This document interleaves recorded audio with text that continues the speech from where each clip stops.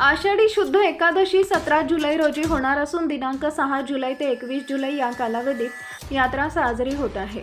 या कालावधीत लाखो भाविक श्री विठ्ठल रुक्मिणीच्या दर्शनासाठी पंढरपूरला येतात। दर्शन रांगेत घुसखोरीमुळे अनुचित प्रकार घडून चेंगराचेंगरी अथवा अन्य कायदा व सुव्यवस्थेचा प्रश्न निर्माण होऊ नये यासाठी उपविभागीय दंडाधिकारी सचिन इथापे यांनी प्रतिबंधात्मक आदेश जारी केले।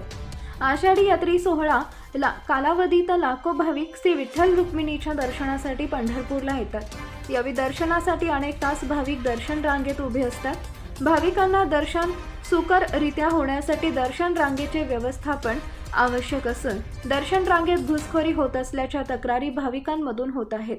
या घुसखोरीमुळे कायदा व सुव्यवस्थेचा प्रश्न निर्माण होऊ नये यासाठी प्रतिबंधात्मक आदेश जारी करण्यात आले आहेत।